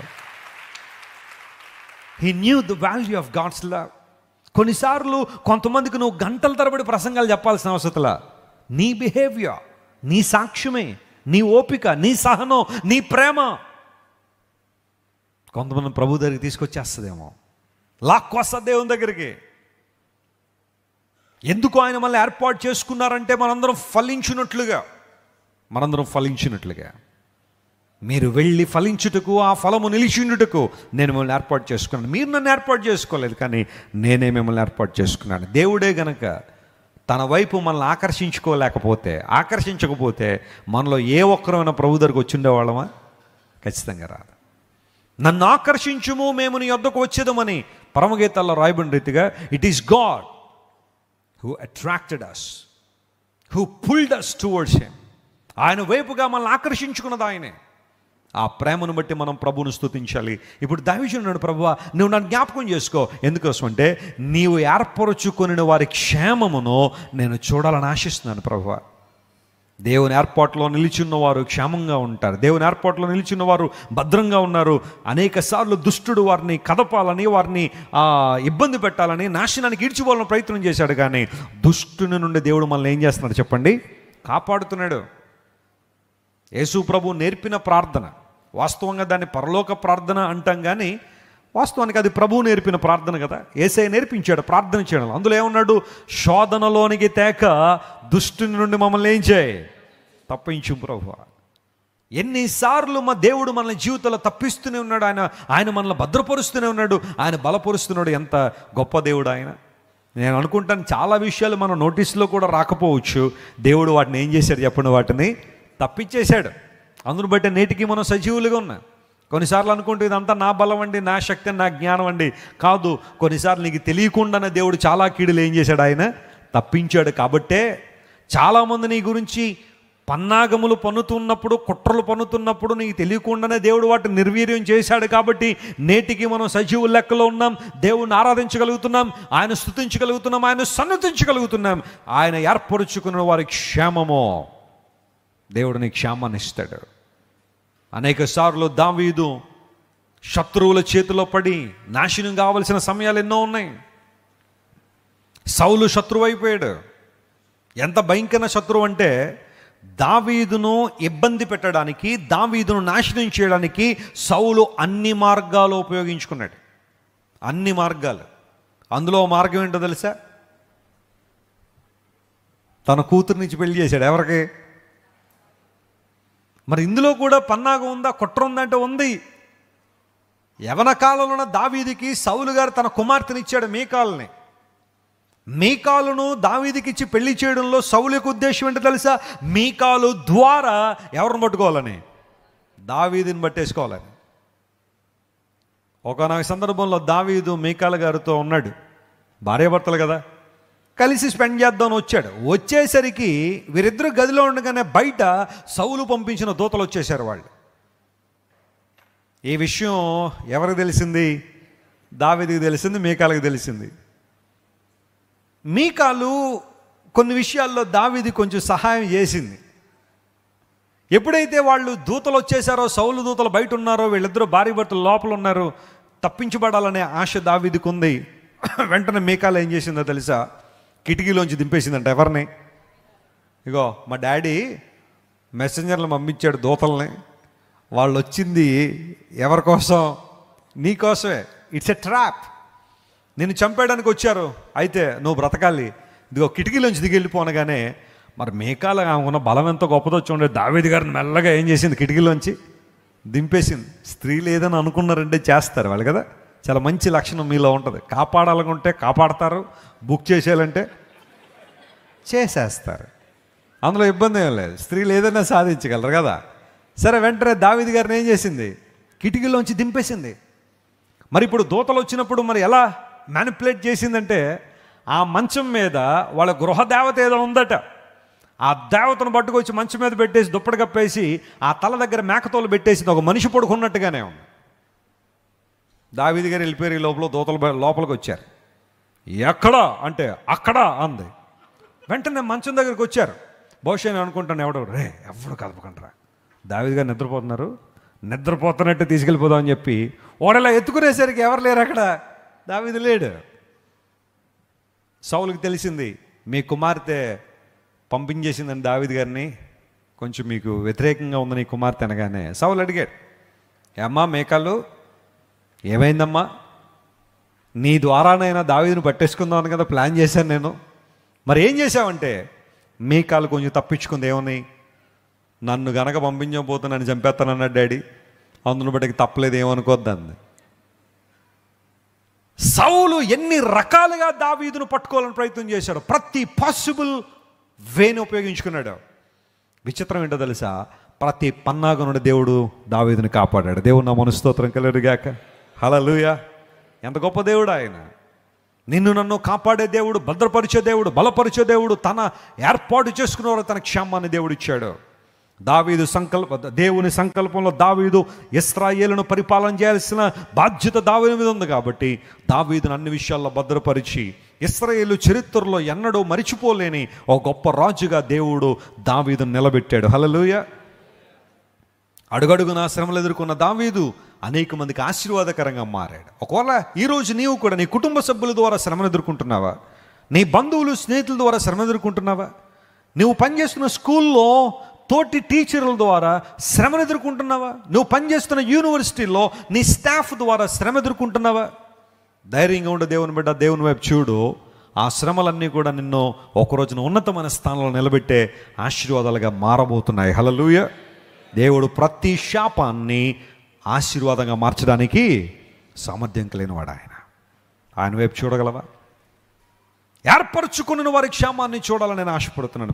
ప్రభు మనల్ని ఏర్పాటు చేసుకున్నాడు, మనందరం ఫలించినట్లుగా. రెండో మాట మన జాగ్రత్త గమనిస్తే 106వ కీర్తనలో దావీదు భక్తుడు అంటున్నాడు, ఒకటి నీ ప్రజల క్షేమాన్ని చూసి నేను చూడాలనుకుంటున్నాను. రెండవది అక్కడ రాయబడిన మాట, నీ జనులకు కలుగు సంతోషమును బట్టి నేను కూడా ఏం చేయాలా? సంతోషించాలి ప్రభువా. వారి క్షేమాన్ని నేను చూడాలని ఆశపడుతున్నాను. రెండవది వారికి కలిగే సంతోషం. ఈ మాట నాతో చెప్పండి, దేవుని ప్రజలకు కలిగే సంతోషము. ఇప్పుడు ప్రశ్న అడుగుతాను, జాగ్రత్త వినండి. మనకు అతి ఎక్కువగా సంతోషం ఇచ్చే స్థలం ఏంటి? ఎక్కడ మనం ఆనందించగలుగుతున్నాం? ఎక్కడ మన సంతోషం ఉంది? బహుశా కొంతమందికి లోకానుసారమైన సంతోషాలను ఆధారంగా చేసుకుంటున్నారేమో, లోక సంబంధమైన విషయాల్లో ఆనందించడం వారికి బాగా ఇష్టమేమో, కానీ రక్షించబడిన వ్యక్తికి దేవుని సన్నిధిలోనే ఏముంది చెప్పండి? నిజమైన సంతోషం, నిజమైన ఆనందం అక్కడే ఉంది. లోకంలో చాలా పనులు మనం చేయొచ్చేమో కానీ అవి మనకు శాశ్వతమైన ఆనందాన్ని ఇవ్వవు. కానీ రక్షించబడిన విశ్వాసి దేవునిలోనే తన ఆనందాన్ని ఏం చేయాలి? వెతుక్కోవాలి. పౌలు భక్తుడు అందుకని అన్నాడు, రిజాయిస్ ఇన్ ద లార్డ్. ఎల్లప్పుడూ ప్రభునందు ఏం చేయండి? ఆనందించండి. ఆ మాట ఒక్కసారి కాదు, ఫిలిప్పీలకు రాసిన పత్రికలో 2 సార్లు ఉపయోగించాడు ఆ మాట. ప్రభునందు ఆనందించండి, ప్రభునందు ఆనందించండి. ఏంటి పౌలా, ఎందుకంత ఆనందించమని చెబుతున్నావంటే, పౌలు అన్నాడు, క్రీస్తులో లభించే ఆనందం శాశ్వతమైన ఆనందం, క్రీస్తులో లభించే సంతోషం శాశ్వతమైన సంతోషం. ఇలాంటి విషయాల్లో ఆనందిస్తున్నామా, సంతోషిస్తున్నామా? తండ్రి గారు చెబుతూ ఉంటారు, ఒక ఆమె తన బంధువులందరినీ పిలిచి ప్రతి ఏటా 3 రోజులు మీటింగ్స్ పెట్టేదట. వారి బంధువుల్లో చాలామంది ఇంకా యేసు ప్రభువును అంగీకరించాల్సిన వారై ఉన్నారు, సత్యాన్ని తెలుసుకోవాల్సిన వారై ఉన్నారు, యేసు ప్రభు మాధుర్యాన్ని గమనించాల్సిన వారై ఉన్నారు, రక్షకుడు ఎందుకు ఈ లోకానికి వచ్చారో ఆ విశిష్టమైన సువార్తను తెలుసుకోవాల్సిన వారు ఉన్నారు. వారందరినీ పిలిచి సంవత్సరానికి 3 రోజులు దేవుని వాక్యం వినిపించారు. నాన్నగారు ప్రతి ఏటా వెళ్ళి అక్కడ సువార్త ప్రకటించేవారు. 300 మంది బంధువుల్ని 3 రోజులు పోషించాలంటే చిన్న విషయం అండి. వారందరికీ అకామిడేషను, ఫుడ్డు, ట్రావెలింగ్ అన్నీ ఇచ్చి మీరు రండి పర్లేదు, వచ్చి వినండి అంతే దేవుని మాటలు. ఆ మాటలు మిమ్మల్ని బ్రతికిస్తాయి, మిమ్మల్ని జీవింపజేస్తాయి. ఆ 3 రోజులకి ఆ కాలంలోనే కొన్ని వేల రూపాయలు ఆమె ఖర్చు పెట్టేది. బహుశా ఆమె ఫిక్స్డ్ డిపాజిట్లోనో షేర్ మార్కెట్లోనో వేసుకుని ఉంటే 3-4 సంవత్సరాలకు డబ్బులు అయ్యేవేమో డబ్బులు. కానీ ఆమె దేవుని కొరకు వాడాలని నిర్ణయించుకుని సువార్త ప్రకటించబడాలని ఆలోచన చేసి సేవకులను పిలిచి 3 రోజులు దేవుని వాక్యం బోధిస్తూ ఉంటే చాలామంది అంటూ ఉండేవారు, అమ్మా ఏంటమ్మా నీకు ఈ పిచ్చి పట్టేసింది, ఇంత డబ్బు ఖర్చు పెడుతున్నావు, 300 మంది బంధువులు పోషించడం చిన్న విషయమా?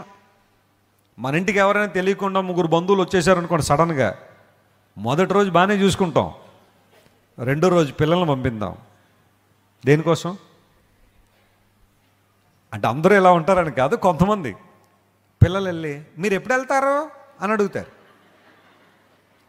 ఆ ప్రశ్న వెనకాల ప్రోత్సాహం ఎవరిదనమాట?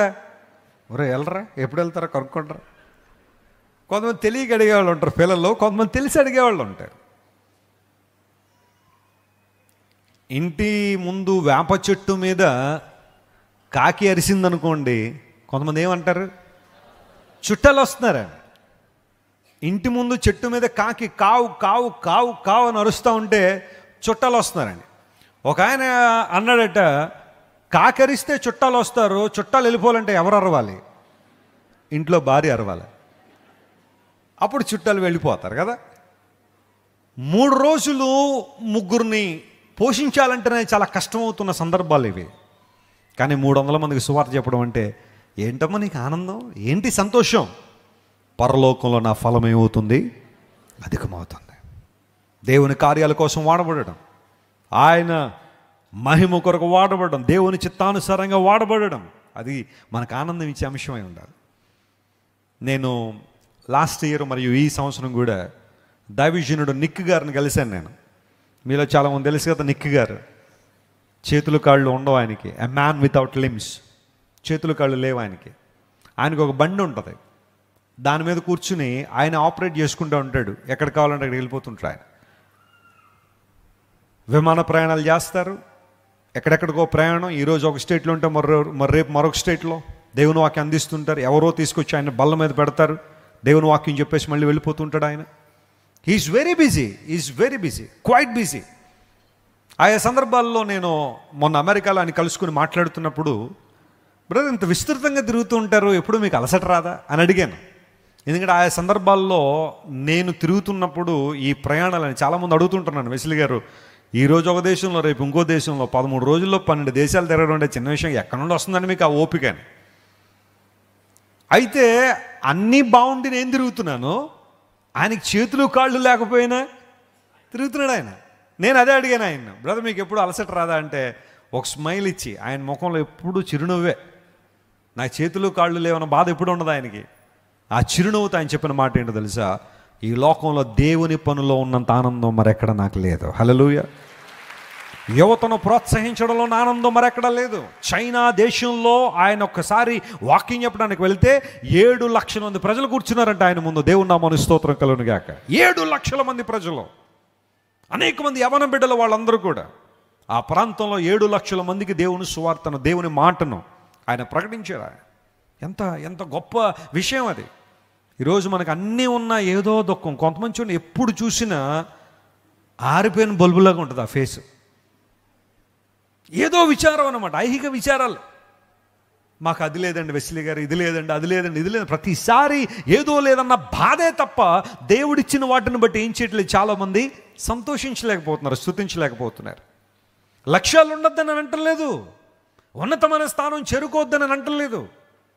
నీకు కావలసిన పొందుకోవడంలో తప్పేమీ లేదు. కానీ లేని వాటిని బట్టి నువ్వు ఎప్పుడూ కురింగిపోతా ఉంటే ఇంకెప్పుడు ఆనందించగలుగుతావు నువ్వు దేవునిలో. ఈరోజు నీకు ఒకటి లేదని ఏడుస్తున్నావు, రేపు పొద్దున దేవుడు నాకు ఇది ఇస్తాడు, మళ్ళీ ఇంకోటి లేదని ఏడుస్తావు మరలా. It's an attitude. Develop an attitude of gratitude. ఉన్న వాటిని బట్టి దేవుని స్తుతించడం నేర్చుకో. ప్రభు ఇంకా ఇంకా ఉన్నతమైన ఆశీర్వాదాలు ఎన్నో నీకు దయచేసి. That's a secret in God. దేవునిలో ఉన్న ఆశీర్వాదం అది. లేని వాటిని బట్టి నువ్వు ఎప్పుడు చింతపడడానికి లేదు. ఉన్న వాటిని బట్టి దేవునికి ఏం చేయాలా? స్తుతులు చెల్లించాలి. యేసయ్య చేసిన పని అదే కదా. 5,000 మంది మనుషులు ఆయన ముందు కూర్చుని ఉంటే, పురుషులు ప్రాముఖ్యంగా, భార్య పిల్లలు లెక్కబడితే 20,000 మంది. ఆయన చేతిలో ఉన్నవి 5 రొట్టెలు 2 చిన్న చేపలట. మళ్ళీ పెద్దవి కాదు, ఏమో పెద్ద పెద్ద తిమింగళాలు లాంటివి అనుకుంటారు. మళ్ళీ చిన్న చేపలని బైబిల్లో మెన్షన్ చేశారు. అందుకనే సోదరులు కొంతమంది నాకు అప్పుడప్పుడు ఆయా ప్రాంతాల నుండి చేపలు పట్టుకొస్తూ ఉంటారు. రాములని ఒక చేపలు ఉంటాయి, చాలా బాగుంటాయి టేస్ట్. నాకు చాలా ఇష్టం ఆ చేపలు. చిన్నగా ఉంటాయి చేపలు, చిన్న చేపలు. బహుశా ఆ రోజుల్లో యేసుప్రభు ఉన్న కాలంలో చిన్నపిల్లవాడు కూడా చిన్న చేపలు 2 పట్టుకెళ్ళి, ఒక 5 రొట్టెలు 2 చిన్న చేపలు అతని బ్యాగ్లో ఉన్నాయి, పట్టుక చేసే ప్రభువుకి ఇచ్చారు. అవి ఎంత గట్టిగా తింటే ఒకళ్ళకి కూడా సరిపోవు అవి. 5 రొట్టెలు 2 చేపలు అంటే 2 ఫిష్ బర్గర్లు అవుతాయి. బర్గర్ అంటే తెలుసు కదా, పైన ఒక రొట్టె కింద ఒక రొట్టె మధ్యలో అయితే మాంసం లేకపోతే వెజిటేబుల్స్ పెడుతూ ఉంటారు. నేను మన యూరోప్లో చాలా రోజులు బర్గర్ల మీద బతికారు. నేను అక్కడ రైస్ ఇవన్నీ పెట్టిన వాళ్ళు ఎవరు లేరు, ఎందుకంటే ఆ దేశాలు ఇంక అవే తింటారు కాబట్టి బర్గర్ల మీదే. పైన ఒక రొట్టె, కింద ఒక రొట్టె, మధ్యలో మాంసం, చక్కగా దేవానికి స్తోత్రం అని తినేయడమే. బహుశా ఆ రోజున ఆ బిడ్డ కూడా 5 రొట్టెలు 2 చేపలు అంటే 2 బర్గర్లు అవుతాయి. 2 రొట్టెల మధ్యలో ఒక చేప. ఎంతమందికి సరిపోతాయి? ఆ స్థానంలో మనం ఉంటే ఇవి ఎంత మాత్రం ఎవరికి ఇస్తాము ఇవి అని సనిగా పడారేమో. కానీ యేసయ్యకు రహస్యం తెలుసు. ఉన్న వాటిని బట్టి దేవునికి స్తుతించడం ప్రారంభించారు. Thank you God. ఆ మాటలోనే అభివృద్ధి ప్రారంభించబడింది. స్తోత్రం కలుగును గాక. మల్టిప్లికేషన్ అనేది అక్కడే స్టార్ట్ అయిపోయింది. ఎప్పుడైతే స్తుతిస్తావో నీకున్న వాటిని దేవుడు ఇంకా ఆశీర్వదించడం మొదలు పెడతాడు. అంతేగాని లేని వాటిని బట్టి కృంగిపోతూ ఉంటే ఆ కృంగుదల నిన్ను ఒక రోజున డిప్రెషన్లో తీసుకెళ్ళిపోతుంది. చాలా జాగ్రత్త సుమా. ఆనందించు ప్రభులో, రిజాయిస్ ఇన్ ద లార్డ్. దేవుని వాక్యం వినడంలో, ప్రార్థన చేయడంలో, దేవుని వాక్యం చదవడంలో, పరిశుద్ధుల సహవాసంలో, దేవునికి సంబంధించిన మీటింగ్స్లో పాల్గొనడంలో, దేవునికి ఇవ్వడంలో, దేవుని కోసం నడవడంలో, దేవుని రాజ్య అభివృద్ధిలో వాడబడడంలో సంతోషాన్ని వెతుక్కో. ఈ సంతోషం శాశ్వతమైన సంతోషం. ఈ సంతోషం నిజమైన సంతోషం. ఈ సంతోషం అనేక మందికి వెలుగునిచ్చే సంతోషం. నీ ప్రజలకు కలుగు సంతోషమును బట్టి నేను కూడా ఏం చేస్తున్నానో సంతోషిస్తున్నాను. ఎంత మంచి లక్షణం. 3వ మాట, ఆ మాట చదువుకుని ముగింపు ప్రార్థన చేద్దాం. చూడు, 3వది, నీ స్వాస్థ్యమైన వారితో కూడా కొనియాడునట్లు నేను కూడా ఏం చేయాలా? కొనియాడాలి. ఆదివారం మనందరం దేవుని మందిరానికి ఎందుకు వస్తున్నామో, ఇక్కడున్న వాళ్ళందరూ ఎవరు? అందరూ చెప్పాలి గట్టిగా, ఎవరు వీళ్ళంతా? మన శారీరక బంధువులా వీళ్ళు? మీలో ఏ ఒక్కరికైనా మేము శారీరక బంధువులమా? పోనీ మీరు మాకు బంధువులా? కాదు కదా. మనందరం ఆధ్యాత్మికమైన కుటుంబం. మనందరినీ కలిపింది ఎవరు? యేసయ్య రక్తం. యేసుక్రీస్తు ప్రభు రక్తము ద్వారా కడగబడిన మనందరం, కొనబడిన మనందరం ఒక్క సంఘముగా చేరి ఆయన ఆరాధించడానికి, ఆయన కొనియాడడానికి నీ స్వాస్థ్యమైన వారు. సంఘానికి మరొక పర్యాయ పదం ఏంటో తెలుసా? సంఘానికి వాడబడిన మరొక పర్యాయ పదం దేవుని స్వాస్థ్యము. హల్లెలూయా. నువ్వు నేను దేవుని సొత్తు, దేవుని స్వాస్థ్యం. కొన్నిసార్లు అపవాది నీ దగ్గరికి వచ్చి నువ్వెందుకు పనికిరాని దాని అంటాడు, నువ్వెందుకు పనికిరాని వాడవు అంటాడు. నువ్వు చాలా చాలా ఒక మాటలో చెప్పాలి, నీ ద్వారా ఏ ఉపయోగం లేదన్నట్టుగా అపవాది మాట్లాడుతుంటాడు. అఫ్కోర్స్ ఒకప్పుడు మనందరం కూడా అలాంటి స్థితిలో ఉన్నవారమే. కానీ యేసయ్య మనల్ని ఏరి కోరి తన రక్తం కార్చి మనల్ని కడిగి తన బిడ్డలుగా చేసుకున్నాడు. ఇప్పుడు మనందరం కూడా దేవుని దృష్టిలో విలువైన వారం. పేతురు మహాశయుడు అదంటాడు, ఒకప్పుడు మనందరం చీకట్లో ఉన్నాం, కానీ ఇప్పుడు యేసు ప్రభు మనల్ని ఆశ్చర్యకరమైన తన వెలుగులో తీసుకొచ్చాడు. ఎందుకోసం అంటే మనందరం ఆయన సొత్తైన ప్రజలంగా. ఎవరైనా మీ దగ్గరికి వచ్చి ఈ ప్రశ్న ఎప్పుడైనా అడుగుతారేమో, అడిగి ఉండొచ్చు, లేదా ఇప్పటిదాకా అడగకపోతే రేపు పొద్దున ఎవరైనా అడగచ్చేమో, మీరు ఎవరు? అడిగారా మిమ్మల్ని ఎవరైనా? మీరు ఎవరు? అప్పుడు మీరు ఇవ్వాల్సిన ఆన్సర్ ఏంటో తెలుసా? నేను దేవుని సొత్తు. Hallelujah. I belong to God. ఎందుకంటే దేవుడు అన్నాడు, యు ఆర్ మైన్. నీవు నా సొత్తు అని దేవుడు అన్నాడు. నీవు నాకు చెందినవాడు. We are God's inheritance, we are God's heir. మనం దేవుని వారసులము, క్రీస్తుతోడి వారసులం అన్నాడు పౌలు భక్తుడు. మన పౌరస్థితి ఎక్కడుంది? పరలోకంలో ఉంది. We are heavenly citizens.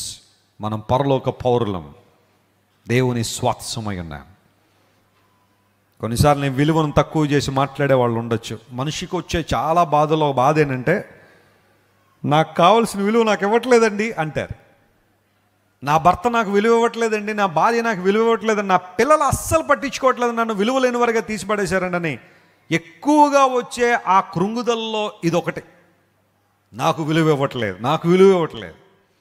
మనుషులు నీకు విలువిస్తే ఆశ్చర్యం, కానీ విలువ ఇవ్వకపోతే ఆశ్చర్యం ఏమో. దానిలో మనిషి స్వభావం అది కదా. నీ దగ్గర ప్రయోజనం ఉన్నంతకాలం నేను పొగుడుతారు మనుషులు. నీతో ఏమన్నా లాభం ఉంది అంటే చాలా చక్కగా నేను పొగిడే వాళ్ళు ఉంటారు. ఒక్కసారి నీతో ఇంక ఏ లాభం లేదనుకుంటే అప్పుడు నిజమైన రంగులు బయటకు వస్తాయి, ట్రూ కలర్స్ అని బయటకు వచ్చేస్తాయి. ఇంకా నీ ద్వారా ఏ ఉపయోగం లేదు అనుకున్న రోజున నిజమైన రంగులు బయటకు వస్తాయి. భార్య ఆరోగ్యంగా ఉన్నంత వరకు కావాలి భర్తకు, భార్య అవసరం ఉంది. కానీ భార్యకు ఆరోగ్యం కోల్పోయి ఇంకా భార్య మంచం పట్టేసిందన్న పరిస్థితుల్లో ఎంతమంది భర్తలు భార్యను ప్రేమిస్తున్నారు చెప్పండి? భర్త సంపాదించేంతకాలం భర్త కావాలి. ఏదైనా పరిస్థితులను బట్టి కొన్ని నెలల పాటు లేదా సంవత్సరాల పాటు సంపాదన లేకపోతే భార్య దృష్టిలో భర్త ఏమైపోతాడో తెలుసా? విలువ లేని వాడైపోతాడు. గొడవ వచ్చిన ప్రతిసారి, కాన్ఫ్లిక్ట్ వచ్చిన ప్రతిసారి నీ ద్వారా నాకేం ఉపయోగం ఉందనే ప్రశ్న రావడానికి కారణం ఏంటో తెలుసా? భర్త ద్వారా బహుశా ఏ ప్రయోజనం రావట్లేదేమో. తల్లిదండ్రుల అవసరం ఉన్నంత వరకు పిల్లలు వారిని సన్మానిస్తారేమో, కానీ ఒక్కసారి ఆస్తిపాస్తులన్నీ పిల్లల మీద ట్రాన్స్ఫర్ అయిపోగానే తల్లిదండ్రులు ట్రాన్స్ఫర్ అయిపోతారు ఎక్కడికి? Old age home. Mummy daddy ఏం అనుకోకండి, మరి ఇక్కడ మేము బిజీగా ఉంటున్నాం కదా, అక్కడ మీకు ప్రశాంతంగా ఉంటుంది, కొంచెం అక్కడికి వెళ్ళిపోండి. లేరండి ఇలాంటి పిల్లలు లేరా? నేను హైదరాబాద్లో ఒక ఓల్డ్ ఏజ్ హోమ్ని విజిట్ చేశాను. పేరు చెప్పను కానీ రిచ్ ఓల్డ్ ఏజ్ హోమ్ అది. అంటే రిచ్ అని ఎందుకన్నా తెలుసా? అక్కడ రిచ్ పీపుల్ తల్లిదండ్రులు అందరూ అక్కడే ఉన్నారు. అక్కడ పిల్లలు సీఈఓలు కంపెనీలకి, పిల్లలు పెద్ద పెద్ద ఆంటర్ప్రీనర్స్. వాళ్ళు అమెరికాలో, ఇండియాలో కంపెనీలు కలిగి కోట్ల కొలది టర్న్ ఓవర్ కలిగిన ఆ పిల్లల తల్లిదండ్రుల్ని తీసుకెళ్ళి ఆ ఓల్డ్ ఏజ్ హోమ్లో పెట్టేశారు. నెలకు ఒక్కొక్కళ్ళకి 20-30 వేలు కడతారు వాళ్ళు. మా మమ్మీ డాడీని బాగా చూసుకొని మేము చూసుకోవడానికి టైం లేదని చెప్పి తీసుకెళ్ళి అక్కడ పెట్టి 30 వేలు కడతారు ఒక్కొక్కళ్ళకి. వాళ్ళకి ప్రతిరోజు ఎవరో వచ్చి సేవ చేస్తూ ఉంటారు. పిల్లలు వారితో మాట్లాడే టైం లేదు, వారిని పలకరించే టైం లేదు. ఒక తల్లిదండ్రులతో మాట్లాడుతున్నాను, అమ్మ మీ పిల్లలు ఇక్కడ మిమ్మల్ని వదిలిపెట్టి వెళ్ళారు కదా, వాళ్ళు మిమ్మల్ని వ్యక్తిగతంగా కలిసి ఎంతకాలం అయిందని అడిగాను. బోర్ నేర్చారు ఇద్దరు. ఎప్పటికీ 7 సంవత్సరాలు అయిందయ్యా, నా కుమారులు నన్ను చూడడానికి రాలేదు.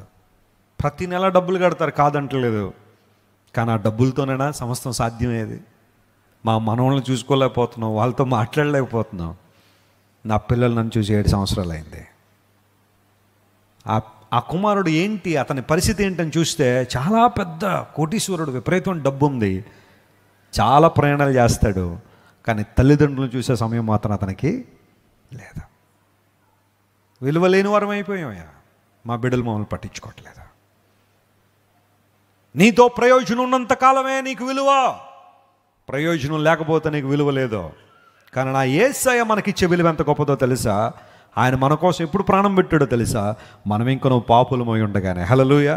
నీ ద్వారా నా ద్వారా ఏ ప్రయోజనం లేని ఆ సమయంలోనే యేసయ్య మన కోసం ప్రాణం పెట్టి తన ప్రాణప్రదంగా మనల్ని ప్రేమించాడు, విలువ కలిగిన వారుగా మనల్ని మార్చాడు. నమ్మిన వారు గట్టిగా చప్పట్లు కొట్టి యేసయ్యను మహిమపరచండి. You are so so so valuable in the sight of God.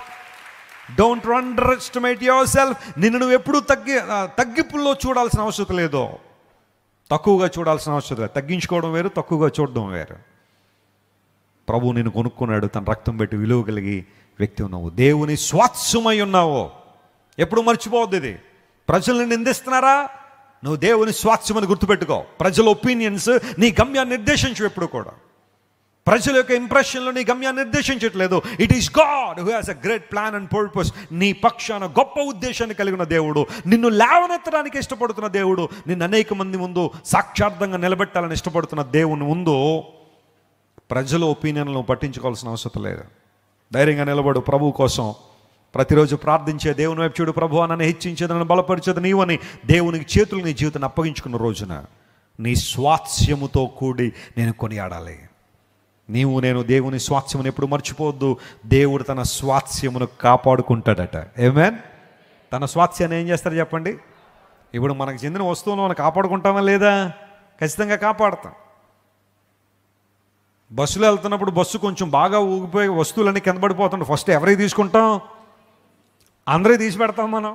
ముందు మనం తీసుకెళ్ళి జాగ్రత్తగా హ్యాండ్ బ్యాగ్లో పెట్టేసి నేనంతా సేఫ్గా ఉన్నాను కదా, అప్పుడు పిటిగారు ఏమైనా సహాయం చేయమంటారు అప్పుడు అడుగుతారు. నీ స్వాస్థ్యాన్ని నువ్వు కాపాడుకుంటున్నావే, దేవుడు తన స్వాస్థ్యాన్ని కూడా ఏం చేస్తాడు? ఆయన కాపాడుకుంటాడు. ఒకరోజు రాబోతుంది, తన సంఘాన్ని తనతో ఉంచడానికి తీసుకెళ్తున్నాడు యేసయ్య.